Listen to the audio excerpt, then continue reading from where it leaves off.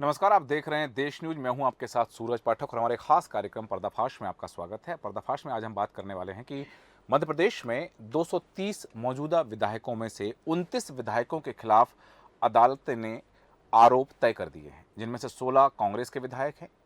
एक रिपोर्ट आई है, यह report association for democratic reform ADR की रिपोर्ट है और मध्य प्रदेश इलेक्शन वॉच द्वारा प्रकाशित की गई थी, जिसमें 2018 में मध्य प्रदेश विधानसभा चुनाव के 230 वर्तमान विधायकों के हलफनामों का विश्लेषण किया गया था और इन 230 विधायकों में से 29 वर्तमान विधायक, जिन्हें हम बांट सकते हैं कि 13% विधायक ऐसे हैं जिनके खिलाफ लोक प्रतिनिधित्व अधिनियम 1991 की धारा 8 कंडिका 1 और कंडिका 2 और कंडिका 3 के तहत आने वाले अपराधों के लिए अदालत द्वारा आरोप तय किए गए हैं।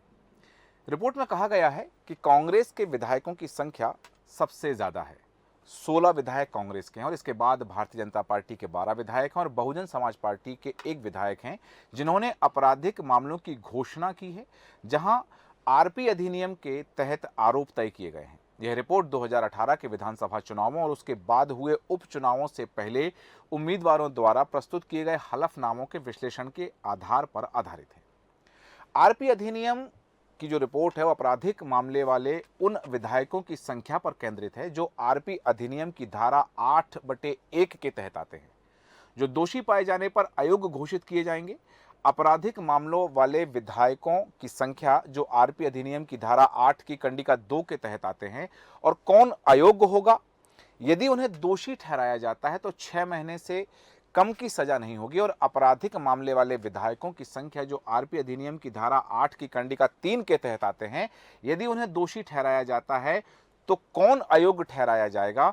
2 वर्ष की सजा, 2 वर्ष से कम की सजा या 2 वर्ष से कम की सजा नहीं है तो, क्योंकि 2018 में मध्य प्रदेश विधानसभा चुनाव और उसके बाद हुए उपचुनाव लड़ते समय विधायकों द्वारा प्रस्तुत स्व शपथ हलफनामे में घोषित आपराधिक मामलों के विवरण के अनुसार आपराधिक मामलों के संबंध में लंबित मामले, जहां धारा 8 की कंडिका 1 के तहत आरोप तय किए गए हैं, 2 और 3 के तहत आरोप तय किए गए, तो 29 विधायकों के खिलाफ आपराधिक मामले लंबित होने की औसत संख्या लगभग 6 साल है। इसका भी विश्लेषण किया गया। इसमें कहा गया कि 10 विधायकों के खिलाफ कुल 12 आपराधिक मामले जो 10 साल या उससे ज्यादा समय से लंबित हैं। अब ये माननीय है, वर्तमान में विधायक हैं। 2018 के चुनाव में, 2020 के चुनाव में, उपचुनाव में इन्होंने जो हलफनामा दिया था उसके आधार पर एडीआर ने रिपोर्ट जारी की है। एक तरफ कहा जाता है कि राजनीति की शुचिता, राजनीति में स्वच्छंदता होनी चाहिए, स्वच्छता होनी चाहिए, लेकिन दूसरी तरफ ये राजनीतिज्ञ जो हैं, जो वर्तमान में माननीय हैं, विधायक हैं, इनके जो अपराध सामने आ रहे हैं, इन अपराधों की बात को लेकर के जिस तरह की बातें सामने आई कि एडीआर की रिपोर्ट में जो बात सामने आई है कि इनके इतने इतने आपराधिक प्रकरण हैं, इन पर आरोप तय किए गए हैं, तो ऐसी अवस्था में क्या राजनीति की शुचिता की हम बात कर सकते हैं? क्या हम बात कर सकते हैं कि राजनीति का जो अपराधीकरण हो रहा है या अपराधियों का राजनीति में जो समावेश या प्रवेश हो रहा है, उससे राजनीति की शुचिता कितनी प्रभावित होगी? इस विषय पर हम चर्चा करने वाले हैं। चर्चा में खास मेहमान हमारे साथ है, स्टूडियो में हमारे साथ मौजूद हैं राजनीतिक विश्लेषक कल्पना शर्मा जी। कल्पना शर्मा जी, बहुत स्वागत है देश न्यूज में आपका। साथ ही आम आदमी पार्टी के प्रवक्ता राघव जी हमारे साथ हैं। राघव पटेल जी, आपका भी स्वागत करते हैं।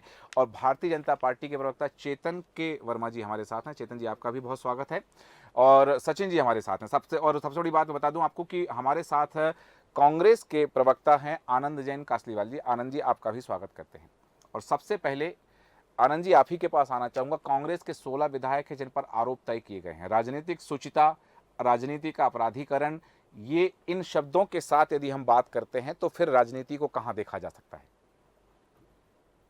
देखिए, आरोप तय किए हैं। जी मुझे लगता है कि अगर कोर्ट ने उनको दोषी ठहरा दिया गया है जी तो उनको बाहर करना चाहिए और होना चाहिए। ये हमारी पार्टी की गाइडलाइन है। जी तो जब आरोप तय होंगे जब उस पर चर्चा की जाएगी। जी अभी से हम कैसे बोलेंगे, क्योंकि राजनीतिक जो भी आपराधिक अलग होता है जी और राजनीतिक जो होता है वो अलग होता है। तो जी आपको ये देखना पड़ेगा कि इसमें राजनीतिक मामले कितने हैं हाँ और आपराधिक भ्रष्टाचार से जुड़े मामले कितने हैं, जी क्योंकि तीनों का क्लासिफिकेशन अलग अलग है। राजनीतिक में धरना है, प्रदर्शन है, चक्का जाम है, तो एक नेता राजनीति में होता ही रहता है, तो कई मुकदमे उसमें लगते हैं। पर अगर व्यक्तिगत तौर पर कोई दुष्कर्म का आरोप है, कोई भ्रष्टाचार का आरोप है, तो निश्चित तौर पे ही अगर ये सिद्ध होता है तो मैं इसका समर्थन करता हूँ कि उन्हें अयोग्य घोषित किया।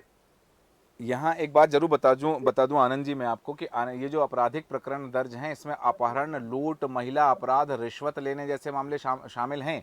जिन धरना प्रदर्शन की जो आप बात कर रहे हैं ये तो अलहदा हो जाते हैं, लेकिन यहाँ हत्या का मामला, हत्या के प्रयास का मामला, लूट का मामला, अपहरण का मामला, इस तरह तक के मामले दर्ज हैं माननीयों पर। आनंद जी। नहीं, वो बात क्योंकि मेरे को उसका क्लासिफिकेशन ही किस अपराध के अंतर्गत जी आपने ये सूची जारी की है। जी। पर अगर वो है और अगर आरोप तय होते हैं तो हाँ निश्चित तौर पे मैं उसका विरोध करता हूँ। ठीक है। अयोग्य होने पे उनको आप बाहर कर सकते हैं। इसमें कोई कांग्रेस पार्टी की हमारी गाइडलाइन है कि हम कोई भी आपराधिक व्यक्ति को संरक्षण नहीं देते हैं और न हाँ देंगे। अच्छा, आपराधिक प्रवृत्ति को कांग्रेस संरक्षण नहीं देती है। सचिन जी आपके पास आ रहा हूं, और ये जो बात है कि कांग्रेस आपराधिक प्रवृत्ति के व्यक्ति को संरक्षण नहीं देती है, तो कांग्रेस के जो 16 विधायक हैं वो भी वर्तमान में प्रत्याशी हैं। हालांकि 3 का टिकट काटा। भारतीय जनता पार्टी के 12 विधायक ऐसे हैं, वर्तमान विधायक हैं, जिन पर आरोप तय किए गए हैं लोक अधिनियम की धारा के तहत। देखिए सूरज जी, माननीय सुप्रीम कोर्ट के निर्देशों के अनुसार अब जो भी प्रत्याशी जो है, जो चुनाव लड़ना चाहता है, उसको राष्ट्रीय समाचार पत्रों में जी ये घोषणा करनी पड़ती है कि उसके विरुद्ध कितने आपराधिक प्रकरण दर्ज हैं और जी। वो किस प्रकृति के हैं। हाँ इसकी घोषणा की करनी पड़ती है हाँ और अखबारों में उसका प्रकाशन किया जाता है। हाँ तो जो भाजपा के अगर प्रत्याशी हैं और उनके ऊपर कोई आपराधिक अगर मामले हैं तो वो प्रकाशन में लाए गए हैं, जी। वो जनता के पब्लिक डोमेन में लाए गए हैं। जी तो अगर आप उसकी तुलना अगर कांग्रेस के प्रत्याशियों के साथ में करेंगे हाँ तो आपको प्रतीत होगा कि महिला दुष्कर्म के जो आरोप हैं वो कांग्रेस के ही प्रत्याशियों के ऊपर लगे हैं। तो महिला दुष्कर्म और इस तरह के जो गंभीर आरोप हैं वो भाजपा के प्रत्याशियों के ऊपर नहीं लगे हुए हैं। तो इस तरह से जो कांग्रेस जो है, कांग्रेस ने छतरपुर के में एक टिकट ऐसा दिया है जिसमें जो प्रत्याशी है उसके खिलाफ में पुलिस ने एक इनाम घोषित किया हुआ है। तो घोषित इनाम वाले जो अपराधी है जी। उसको भी कांग्रेस ने अपना प्रत्याशी बनाया है। ठीक। तो ऐसी स्थिति जो है वो कांग्रेस में ही है, हाँ प्रचलन में। हाँ और भाजपा के जो प्रत्याशी हैं जी। उनके विरुद्ध जो आपराधिक मामले हैं जी। वो ज्यादातर राजनीतिक प्रेरित जो है वो मामले हैं। मतलब आप ये कहना चाह रहे हैं कि जो अभी उन्होंने कहा आनंद जी ने कि कांग्रेस में ऐसी प्रवृत्ति नहीं है, तो आपके कथन अनुसार कि कांग्रेस जो है वो अपराधी प्रवृत्ति को बढ़ावा दे रही है। बिल्कुल ठीक है, कांग्रेस में अपराधी प्रवृत्ति को। जी आ रहा हूं आनंद जी, आप ही के पास आ रहा हूं। अपनी बात कहिएगा जो अभी कहा है सचिन जी ने कि कांग्रेस अपराधी प्रवृत्ति को बढ़ावा दे रही है, अपराधियों को पनाह दे के उनको चुनाव में उतार रही है। 24 प्रत्याशी हैं पूरे मध्य प्रदेश में इस समय ऐसे जिन पर आपराधिक प्रकरण दर्ज हैं और आरोप तय हो चुके हैं जिन पर। जी आनंद अभी जी। भारतीय जनता पार्टी के प्रवक्ता जो भी हैं उन्होंने ये कहा जी कि कोई भी जो भी एक प्रकरण उन पे दर्ज होते हैं उसका हलफनामा और उसकी जानकारी प्रेस में दी जाती है हाँ और उसमें नामांकन में भी दी जाती है। जी पर अभी आज की तारीख में वर्तमान में इंदौर विधानसभा क्षेत्र 1 के राष्ट्रीय महासचिव कैलाश विजयवर्गीय जी ने अपने हलफनामे में एक दुष्कर्म का जो मामला उनपे बंगाल में था उसका कहीं उल्लेख नहीं किया। एक वो वहां पे भगोड़ा घोषित हुए उसका उल्लेख नहीं किया। तो इसके बारे में भारतीय जनता पार्टी का क्या कहना है? ठीक। वापस उनके आप। तो सुप्रीम कोर्ट ने संज्ञान लिया है ठीक है। कैलाश विजयवर्गीय जी के जी उसमें, और जी। आपने तो उनका निर्वाचन आयोग ने उनका फॉर्म भी रद्द करने की बात चल रही है। कांग्रेस अभी उसके लिए हाई कोर्ट और सुप्रीम कोर्ट जाने की तैयारी कर रही है। ठीक तो है। आप देखिए, जब आपके राष्ट्रीय महासचिव आपराधिक चीजों को दबा रहे हैं या छुपा रहे हैं, हाँ तो आप इससे अपना, ठीक है। तो आप कांग्रेस पे कैसे आरोप लगा ठीक है, सकते हैं? आपकी बात लेकर आऊंगा सचिन जी के पास, लेकिन अभी मैं राघव जी से जानना चाहूंगा कि राघव जी, आम आदमी पार्टी जब राजनीति में आई थी, आम आदमी पार्टी का जब गठन किया गया था तो भ्रष्टाचार निवारण करने के लिए बात सामने आई थी। मध्य प्रदेश की तस्वीर देखें चुनाव की, तो मध्य प्रदेश की चुनाव की तस्वीर में जो चीजें सामने आ रही कि वर्तमान में 230 विधायकों में से 29 विधायकों पर अदालत ने आरोप तय कर दिए हैं। आम आदमी पार्टी का क्या कथन है? देखिए पाठक जी, 96 विधायकों पर आपराधिक जो पृष्ठभूमि से आते हैं और कोर्ट ने उन पे ऊपर मुकदमे जो हैं दायर किए हुए। अब इनमें से जो है 29 विधायकों पर आरोप कोर्ट ने तय कर दिए हैं। कोर्ट ने आरोप तय कर दिए हैं मतलब सजा होना है। अब एक होता है लोक प्रतिनिधित्व एक्ट, जी। उसके अनुसार होता है जी। कि इन लोगों को या तो आने वाले समय में 6 महीने से लगाकर 2 साल तक की सजा होना है। हाँ। तो ये अयोग्य घोषित हो जाएंगे, तो हो सकता है इन सीटों पर उपचुनाव भी हों। और दूसरी चीज मैं कहना चाहता हूँ, बीजेपी और कांग्रेस के लोगों में होड़ रहती है हाँ। कि कितने अपराधियों को कौन टिकट दे रहा है। यदि ये लोग 12 लोगों को टिकट दे रहे हैं तो ये 24 लोगों को टिकट देंगे। इन लोगों की प्रवृत्ति हमेशा से रही है। तो ये जो प्रवृत्ति है कि भारतीय जनता पार्टी भी आपका कहना है कि वो भी भारतीय जनता पार्टी भी अपराधियों को टिकट दे रही है, कांग्रेस भी अपराधियों को टिकट देती है। महासचिव हैं जी विजयवर्गीय जी, आप देखिए, उनने 1999 में, हाँ, 1999 में उनके ऊपर दुर्ग में एक मानहानि का महाधिवक्ता ने और जो केस है उनके ऊपर दर्ज किया। इसके बाद में अलीपुर में एक महिला से रेप का आरोप लगता है विजयवर्गीय जी और 2 लोगों पर, और चुनावी हलफनामे में इन लोगों ने उसका जिक्र नहीं किया। हाँ। और बाद में जब उनने मीडिया के सामने विजयवर्गीय जी ने अपना स्टेटमेंट दिया तो उसमें उन्होंने कहा मुझसे गलती हुई और मैं उसे ठीक करूंगा। और दूसरी बात है, अब कांग्रेस की बात करते हैं तो कांग्रेस का जो पाकिस्तान प्रेम है वो किसी से छुपा नहीं है। इंदौर 4 से इन लोगों ने मंगवानी जी को टिकट दिया है। उनकी जो सिटीजन, जो उनका मूल जन्म ही पाकिस्तान में हुआ, पर वो इंदौर में बसे और उनको सिटीजनशिप मिली। तो इनके पास में इंदौर में एक ऐसा कार्यकर्ता नहीं है जिसको ये लोग टिकट दे सकें। ठीक। इंदौर 4 के जो प्रत्याशी हैं कांग्रेस के, वो उनकी भारतीय नागरिकता पर सवाल खड़े हो रहे हैं और कई बार बातें सामने आई हैं। मामला न्यायालय तक भी पहुंचा है, इस पर हम चर्चा करेंगे। लेकिन अभी कल्पना जी आपके पास आना चाहूँगा। जो वही सवाल जहां से मैंने बात शुरू की थी कि राजनीति की शुचिता की यदि हम बात करते हैं, क्योंकि राजनीति समाज सेवा का एक सशक्त माध्यम हुआ करती थी।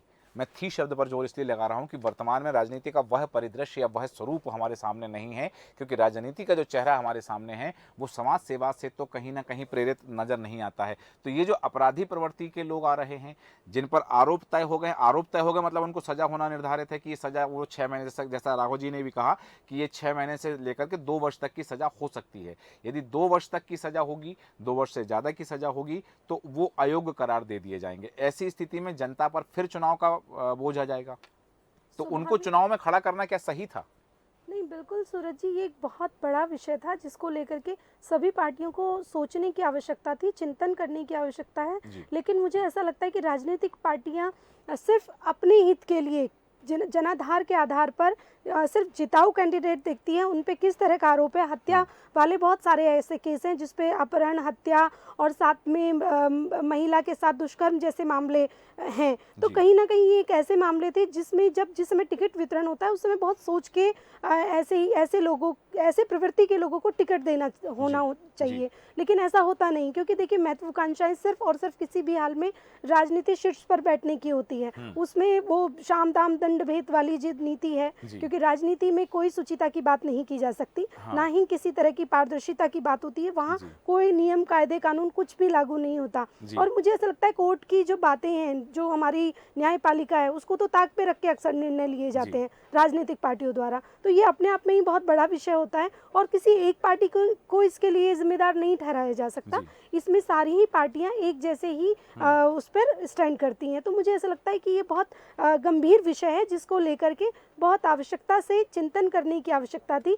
और एक ऐसा क्षेत्र आता है जिसमें कि मैं नाम आप जानते ही हैं, गौरीशंकर बिसेन की अगर मैं बात करूं, उनकी बेटी को टिकट दिया गया था और बी फॉर्म भरवाया गया है। खुद कारण आप जानते हैं कि उनमें मंच पे उन्होंने कैसी हरकत की थी, तो उसके बाद उनका टिकट काटा गया। देखिए कई जगह ऐसे मामले होते फिर, लेकिन उनको बी फॉर्म भरवाया गया उन्हीं के द्वारा। तो ऐसे बहुत सारे विषय, चाहे मैं कांग्रेस की बात कर लूं, कांग्रेस में भी ऐसे बहुत सारे चेहरे हैं जिनको लेकर के इस तरह के गंभीर आरोप हैं। उनको आपने जैसे गिनवाए 16 नाम, 16 नाम में कुछ पे तो गंभीर, जिनमें हत्या और अपहरण वाले वो मामले हैं जिनमें आने वाले समय में आप देखिएगा, मेरे ख्याल से जैसे ही रिजल्ट डिक्लेयर होगा उसके कुछ दिन बाद इन पे आरोप तय, मतलब इनको सजा होने ही वाली है। तो कहीं ना कहीं ये ऐसे मामले हैं जिनको लेकर के पार्टियां अभी नहीं सोच रही, क्योंकि इस समय उनको सिर्फ और सिर्फ राजनीति में जो उनको पद हासिल करना है वहां तक है। उसके बाद स्थितियां बहुत चिंताजनक होने वाली हैं सूरज जी। तो ये स्थितियां चिंताजनक होने वाली हैं और हो सकती हैं। हालांकि जैसा बताया कि ये जो 29 जिन विधायकों का हम जिक्र कर रहे हैं वो कांग्रेस के 16, भारतीय जनता पार्टी के 12 और एक बसपा की जो वर्तमान विधायक है रामबाई, उन पर ये आरोप तय हुए हैं। लगभग 96 विधायक वर्तमान में ऐसे हैं जिनके प्रकरण चल रहे हैं और इन 29 पर तो आरोप तय हो चुके हैं। सचिन जी आपके पास आ रहा हूं। जो सवाल उन्होंने किया था कैलाश विजयवर्गीय को लेकर के, आनंद जी का सवाल था कि ऐसे लोग भी जिन्होंने हलफनामे में चीज़ें छिपाई हैं, क्योंकि जिन पर हम चर्चा कर रहे हैं ये 29 विधायकों पर, क्योंकि इन्होंने 2018 और 2020 के उपचुनाव में हलफनामे दिए थे, उनका विश्लेषण करके रिपोर्ट दायर की गई है और उन 29 पर जिसमें से 12 भारतीय जनता पार्टी के, उन पर आरोप तय कर दिए गए, मतलब सजा होना लगभग तय है। देखिए सूरज जी, जी। हमेशा होता ये है कि कांग्रेस के प्रवक्ता कुछ ऐसी चीज लेके आते हैं, फॉरेन टाइप के एलिमेंट लेके आते हैं चर्चा के दौरान, जी। जिसका कोई धरातल पे कहीं कोई अस्तित्व नहीं होता है। अगर मेरे कांग्रेस के मित्र को अगर ये ध्यान हो, जी। आज जो है 2 तारीख है, हाँ। और नामांकन आगे जो वापस लेने की तिथि है, और नामांकन का जो भी जिसपे कोई आपत्ति आई थी, उस आपत्ति के निराकरण की भी तारीख थी। जी। तो आपत्ति नहीं है, उनका ऑलरेडी नामांकन का पत्र जो है वो ऑलरेडी एक्सेप्ट हो चुका है। हाँ। स्वीकार हो चुका है। तो ये जो बातें जो की जा रही है सारी बेमानी है, और ऐसी कोई आपत्ति इन्होंने लगाई नहीं है कांग्रेस ने, और अगर कांग्रेस ने लगाई है तो उसका ये प्रस्तुत करें, उसके बारे में सबूत दें कि इन्होंने ऐसी कोई आपत्ति लगाई है। जी। तो ये सब बातें जो हैं ये हवाई बातें हैं, जी। और इसका कोई अस्तित्व नहीं है। जी। आनंद जी, है कोई प्रमाण आपके पास कि इस तरह की आपत्ति किसी न्यायालय में आपने लगाई हो कांग्रेस की ओर से? बिल्कुल, हमारे जिला न्यायालय में हमने पिटीशन लगाई है। इसके बाद हमारा जो पीसीसी का नेतृत्व है वो जी। लीगल सेल के माध्यम से हम उस पर केस दायर कर रहे हैं। हम्म। कल हमने एक प्रेस कॉन्फ्रेंस ली थी, उसमें सब एविडेंस हाँ। और पूरी डिटेल अपने माध्यम से बताई, जो आज पेपरों में छपी भी है। हाँ। अगर हमारे इस महानुभावों को अगर देखना हो तो मैं इसका नंबर ले लूंगा, आपके नंबर में पेज जी। कटिंग भेजूंगा। जी। उसमें आनंद पूरी जी, डिटेल पहली बात brief तो थोड़ा उसमें सा आई है आप कि इन्होंने अपना कितना बड़ा ज्ञान थोड़ा सा बढ़ाइए कि चीजें ये छुपाई है। आपत्ति जो है जिला रही न्यायालय बात में नहीं आपने लगती है। 4 नंबर ये विधानसभा ऐसी के हमारे आपत्ति जुबिन अंबानी आनंद जी की बात की जी थी, जिला जो न्यायालय में नहीं राजा लगती है, तो मनवानी जी के आपका लिए। कथन जो है वो असत्य है। तो आप सुनिए कि प्रथम दृष्टया ही आप झूठ आप बोल पहले रहे सुनिए हैं, कि आप आप जो असत्य आरोप कथन लगा कर रहे हो रहे क्या हैं। है। आप प्रेस जिला कॉन्फ्रेंस न्यायालय देखिए, आप में पेपर की कटिंग जिला पढ़िए। न्यायालय में ऐसी आपत्ति आप नहीं चाहे लगती जिसको है। पाकिस्तानी आनंद नहीं बोल जी, सकते, आनंद जी पहले थोड़ा है सा ना। ज्ञान भारतीय अर्जित करके जनता पार्टी आए। के पास भारत ऐसी पाकिस्तान आपत्ति के जिला अलावा न्यायालय कुछ में है ही नहीं नहीं, हिंदू लगती है। मुसलमान के तो अलावा। आप जो भी बोल आप रहे सुनिए हैं तो उसका सही। प्रमाण जो है आप इन्हें इस रोकिए, चैनल को पूरी होने दीजिए। आप प्रोवाइड कीजिए, चैनल को प्रोवाइड करें आप ये प्रमाण। आप सूरज जी आप इनसे डिबेट आप के अपनी बाद पे में रखिए, इसके मेरी बात तो प्रमाण मुझे रखने लेके दीजिए आप। इनसे जी। लेने के बाद में ही आगे कार्रवाई ठीक है। नहीं कीजिएगा। नहीं, बिल्कुल। सर आप इनकी बिल्कुल रुकिए ना। नहीं नहीं, आप बिल्कुल अपनी बात रखें आनंद जी, और जो बात आपने जैसा प्रेस आप जो कह रहे कॉन्फ्रेंस हैं कि हमने अभी करी। अभी आपके पास वर्तमान में है, आप अपने कैमरे की स्क्रीन पर दिखा सकते हैं वो चीज, क्या प्रमाण है आपके पास कि आपने न्यायालय में प्रकरण दर्ज किया, नहीं, जैसा कि? वर्तमान में तो जी। इनमें आप 1 मिनट रुकिए सर, जी। ठीक है। उधर से लाना पड़ेगा। हाँ ठीक है। और दूसरी चीज बात सुनिए। जो बात राघव जी ने मेरी जो बात सुनिए राघव जी सर, ने कही। इन्होंने जो बोला हाँ। कि 4 नंबर के जो राजा मधवानी पे जी। जी। भारत पाकिस्तान इनका बोला है, पाकिस्तानी बोला है, उसकी विधिवत नागरिकता दी गई है। कल हमने प्रेस में पूरे पेपर बताए, उसकी गवर्नमेंट की तरफ से परमिशन ली गई है।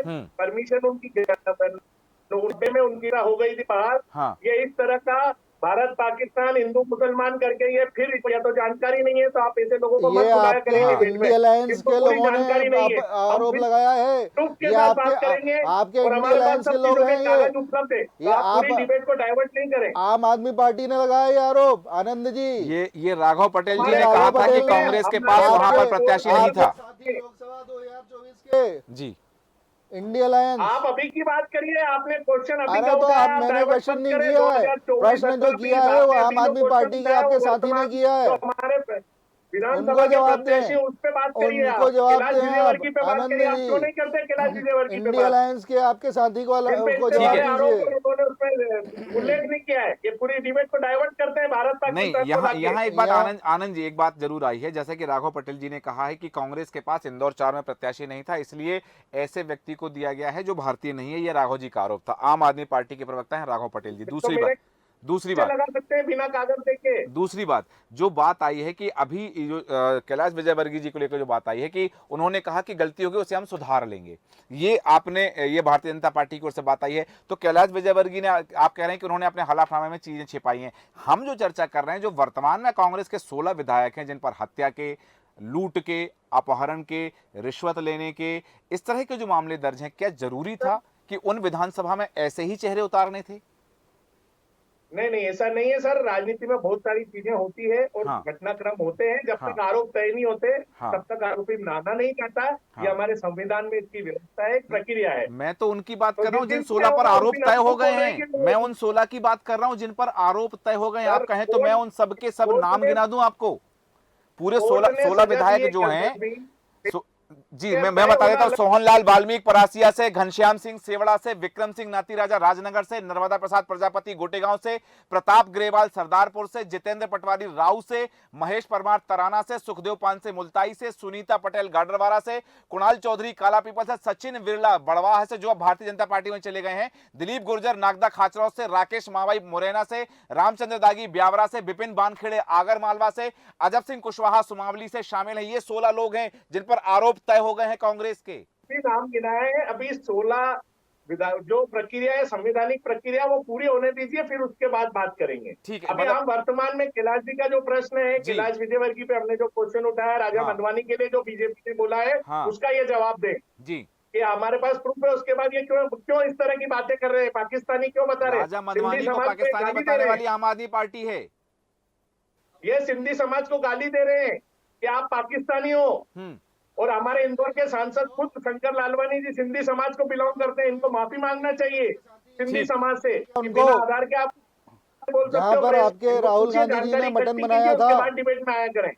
ठीक है। मीटिंग में। ठीक है, जिस तरह से कहा जा रहा है कि भाई एक प्रत्याशी को लेकर बात हो रही है, दूसरे प्रत्याशी को लेकर बात हो रही है, लेकिन यहाँ जिस तरह से राघव जी आपने भी जो बात कही कि ये राजा बंधवानी को लेकर, तो आम आदमी पार्टी चूंकि 2000 ये बात आई कि जो अलायंस हुआ है वो 2024 के लिए हुआ है, लेकिन अभी उन्हीं के प्रत्याशी पर सवाल खड़े करना, उन्हीं की पृष्ठभूमि पर प्रश्न चिन्ह लगाना, ये जो चीज आ रही है। कैलाश विजयवर्गीय का भी बयान है इस पे कि ये भारत पाकिस्तान से आए हुए हैं। हाँ। हमारे पास उसका अधिकृत वीडियो है। जी। ये कैलाश विजयवर्गीय ने आरोप लगाया है कि ये व्यक्ति पाकिस्तान से आया है। हाँ।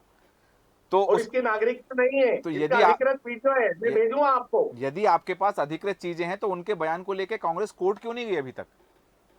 जा गई ना सर, कल कोर्ट से हमारा नॉमिनेशन है, अप्रूवल हुआ है और उसकी परमिशन मिली हमको निर्वाचन आयोग नहीं, से। कैलाश विजयवर्गीय मानहानि का दावा क्यों नहीं किया आपने अभी तक? यदि आप बिल्कुल सही हैं तो, सारी चीजें हैं तो।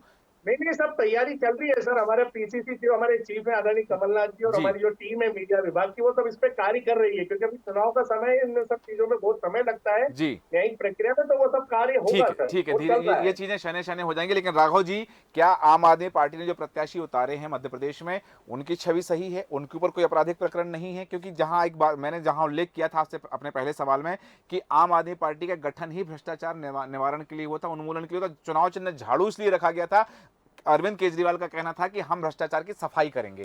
कितनी सफाई मध्य प्रदेश में कर पाए हैं? जो 70 प्रत्याशी हैं उनमें से कितनों के ऊपर आपराधिक प्रकरण दर्ज है? क्योंकि हलफनामे में तो सारी चीजें सामने हैं।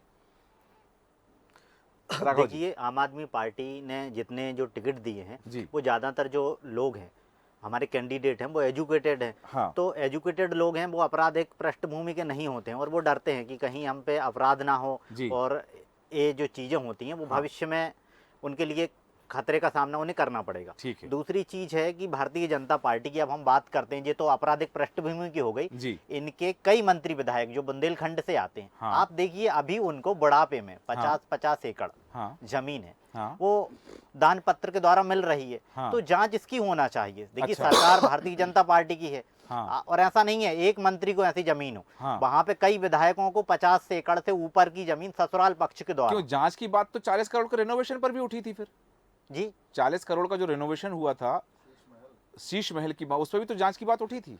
जांच की देखिए, केंद्र में जो है भारतीय जी। जनता पार्टी की सरकार है जी। सेंट्रल में। हाँ। अब जो लोग सीबीआई और ईडी का दबाव बनाते हैं हाँ। कि जो अलायंस होगा, हाँ। तो देखिए दिल्ली और पंजाब में तो इनका सुपड़ा साफ हुआ है विधानसभा में, हो सकता है लोकसभा में भी हो जाए। मोदी हाँ। जी डरे हुए। ठीक। आज 2 तारीख है, 2 तारीख को इन लोगों ने केजरीवाल जी को भी समन भेजा था। हाँ। और केजरीवाल जी आज मध्य प्रदेश में हैं और सिंगरौली में सभा कर रहे हैं। जी।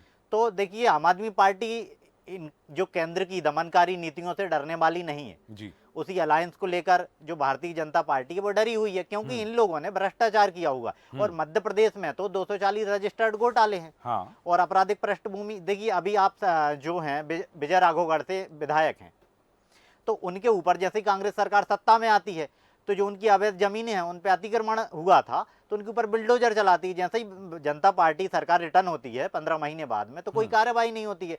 तो ये लोग क्या है, भारतीय जनता पार्टी की लोग हैं, ये लोग सिर्फ चुन चुन कर जी जो उनके विरोधी हैं उन्हीं के ऊपर कार्रवाई करते हैं। अच्छा, आप मतलब छोटी छोटी दुकानों पर देखिए, कार्रवाइयां पंचर होती की हैं राजनीतिक दुकानों द्वेष पर से भी होती हैं। जी बिल्कुल सचिन जी, आ रहा हूं आपका, ये जो कार्रवाइयां राजनीतिक द्वेष से होती हैं। बिल्कुल राजनीतिक द्वेष से कार्रवाई करती है। मैं सुर्खी विधानसभा की बात कर रहा जी। हूँ। सुर्खी विधानसभा में हाँ। पंचर की दुकानों पर तहसीलदार के द्वारा छापे मारे गए। हाँ 1 लीटर पेट्रोल जब्त कर लिया तो बड़ी वो कार्रवाई हो गई। हाँ। छोटी छोटी गुमटियां होती हैं चाय की, हाँ। तो इन गुमटियों पर बिल्डोजर चलाया गया।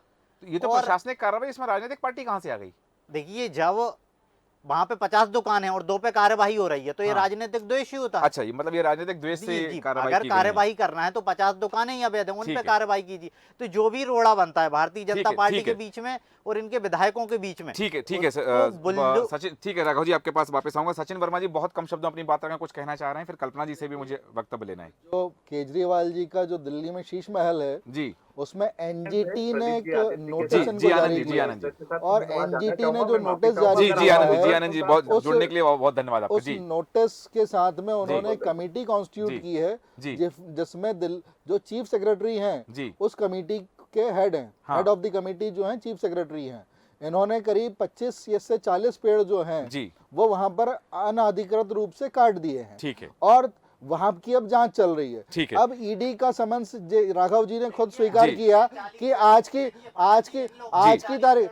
राघव जी अपने समय पे बोलिएगा। राघव ठीक है, जी ठीक है। अपने समय पे बोलिएगा। राघव पटेल जी। राघव जी ये मैं लोग ये इस बात अब आप को- अपने की नगरीय आपको प्रशासन ठीक है, राघव पटेल जी। लेकर आप रेनोवेशन अपने का समय काम पे करिए। बोलिए। राघव पटेल जी, आप राघव अपने पटेल जी, समय आता पे हूं आपके पास बोलिए। में। सचिन जी बात पूरी करें, जी, जल्दी पूरी करें। तो समन्स जो है, समन्स जारी किया हुआ है, और राघव जी बोल रहे हैं कि समन्स जारी होने के बावजूद आज केजरीवाल जी मध्य प्रदेश आए मध्य हुए प्रदेश में हैं। हैं, तो हाँ। ये एक मुख्यमंत्री हाँ। कानून का कितना सम्मान करता है हाँ। कि समन्स आज की तारीख का है जी। और वो मध्य प्रदेश में चुनावी राजनीति चलिए, में आया ठीक हुआ है, कोर्ट का असम्मान करते हुए, जी। ईडी के नोटिस का असम्मान करते हुए। हाँ। तो ये सिद्ध करता है कि इनका कानून कायदे में कोई इनका सम्मान नहीं है। चलिए ठीक है, ये कानून का सम्मान नहीं करते है हैं। और न्यायालय का सम्मान नहीं है। कल्पना जी आपके पास आना चाहूंगा कि और जो बात सामने आ रही है, ये कानून के सम्मान की बात सामने आ रही है, बात आ रही है आपराधिक प्रकरणों की। सीधी बात है कि यदि ये 29 विधायक चुन करके आ जाते हैं, इन 29 में से जो 24 विधायक वर्तमान में मैदान में, इन 24 यदि चुन के आ जाएंगे और बाद में सजा हो जाएगी, तो क्या जनता के साथ छलावा होगा या जनादेश के साथ छलावा होगा, जनादेश का अपमान होगा? क्योंकि पार्टियों ने तो ऐसे प्रत्याशी मैदान में उतार दिए। हाँ, बिल्कुल सूरज जी, मैं ये कहती हूँ कि जैसे कहा कि अखबारों में निकाला जाएगा, जी मुझे अब तक किसी का स्टेटमेंट ऐसा कहीं नज़र नहीं आया। हाँ। मैंने भी बहुत सारे पेपर पढ़े हैं, जी। तो आपने कौन से पेपर में निकाली है ये हाँ। जानकारी? जी। आपने अगर सार्वजनिक मंच पे बताने की बात की है, तो मुझे किसी भी विधायक द्वारा हाँ। या किसी कैंडिडेट द्वारा ऐसी कोई जानकारी मेरी जानकारी में अब तक नहीं सामने आई। जी। तो ये अपने आप में बड़ी बात होती है कि आप कहते ज़रूर हैं, लेकिन जनता के बीच जो अपना रिपोर्ट कार्ड देते हैं, जी। जनता के बीच जब आप जाते हैं, तो अपनी वो सारी आपराधिक जो आप पे प्रकरण दर्ज हैं, जी। उनके बारे में कोई जानकारी नहीं होती है। हाँ। वो जब आपको वोट देने जाती है, वो सिर्फ ये जानती है कि फलाना पार्टी के द्वारा हमको फलाना कैंडिडेट दिया गया है। तो मुझे ऐसा लगता है कि ये पार्टी की जिम्मेदारी बनती है कि वो सार्वजनिक मंच से जी। ये घोषणाएं भी करें कि हमारे इन कैंडिडेट पे फलाने प्रकरण दर्ज हैं, हाँ। ताकि जनता जब भी कोई निष्कर्ष ले, जब भी वोट डालने जाए, हाँ। तो उसके सामने पिक्चर बहुत क्लियर हो। बिल्कुल। सबसे बड़ी समस्या यही है कि सिर्फ हाँ। कहने मात्र से, देखिए ये बात मैं भी मानती हूँ कि बहुत सारे प्रकरण ऐसे होते हैं जो राजनीतिक द्वेष से किए जाते बिल्कुल, हैं, जी, बिल्कुल। लेकिन उसके साथ साथ ये भी सच है हाँ। कि ये कहीं ना कहीं दबंग अपने जब वो अपनी विधायकी में, अपनी पावर में होते हैं, तो उसका इस्तेमाल भी करते हैं। सही तो कहा इन आपने। दोनों ही मामलों को लेकर गंभीरता से सभी पार्टियों को अपने तथ्य सामने रखने चाहिए। बिल्कुल, सूरज जी, ये चीजें सामने होना चाहिए, तस्वीर बिल्कुल स्पष्ट होना चाहिए। हालांकि ये बिंदु ऐसा जिस पर हम और चर्चा कर सकते हैं, पर समय अनुमति नहीं देता, इसलिए चर्चा को विराम देंगे। सचिन के वर्मा जी, राघव पटेल जी, कल्पना शर्मा जी और आनंद जैन जी हमारे साथ जुड़े थे। आप सभी का धन्यवाद चर्चा में शामिल होने के लिए। और जिस तरह से हम बात कर रहे हैं कि माननीयों के गुनाह की बात कर रहे हैं और आरोप तय हो गए हैं, जो रिपोर्ट जारी की गई है एडीआर की, उस रिपोर्ट में कहा गया है कि 10 विधायकों के खिलाफ ये मामले लगभग 10 साल या उससे ज्यादा समय से लंबित हैं। बाकी 19 विधायकों पर करीब 6 साल पहले मामले दर्ज किए गए थे। और एडीआर ने पिछली रिपोर्ट में जानकारी दी थी कि वर्तमान विधानसभा के 93 विधायकों के विरुद्ध अलग अलग न्यायालयों में मामले दर्ज हैं। इनमें से 29 पर आरोप तय कर दिए गए हैं। इन विधायकों पर हत्या, दुष्कर्म, डकैती, लूट, अपहरण, महिलाओं पर अत्याचार, रिश्वत लेने जैसे गंभीर किस्म के मामले दर्ज हैं। कुछ विधायकों पर धर्म, नस्ल, भाषा के आधार पर विभिन्न समूहों के बीच शत्रुता, भ्रष्टाचार, मनी लॉन्ड्रिंग, अवैध कब्जा, परिवहन, जमाखोरी जैसे आरोप तय किए गए हैं। अब इसमें 6 माह से लेकर 2 वर्ष तक की सजा का प्रावधान हो सकता है। अब देखना दिलचस्प होगा कि इसके बाद न्यायालय का क्या कदम होता है। जिन पर आरोप तय किए गए हैं उनको सजा कब सुनाई जाएगी, और यदि चुनाव परिणाम आने के बाद सुनाते हैं तो उनकी योग्यता और अयोग्यता पर किस तरह से चुनाव आयोग एक्शन लेगा। आज के हमारे खास कार्यक्रम में इतना ही। आप बने रहें देश न्यूज के साथ। नमस्कार।